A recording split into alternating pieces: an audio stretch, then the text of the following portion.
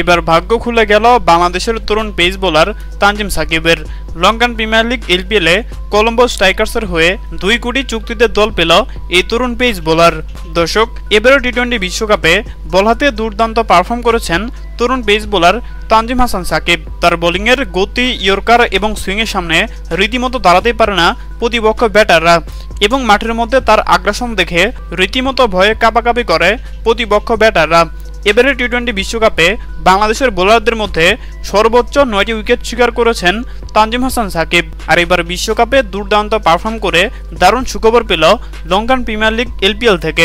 মুস্তাফিজ, তাওহিদ হৃদয়, তাসকিন আহমেদ এবং শরীফুল ইসলামের পরে এবার লঙ্কান প্রিমিয়ার লিগ থেকে ডাক পেল তানজিম সাকিব।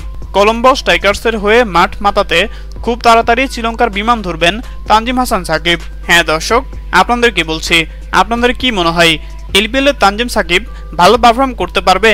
জানিয়ে দিন আপনাদের গুরুত্বপূর্ণ মতামত আমাদের কমেন্ট বক্সে। ধন্যবাদ।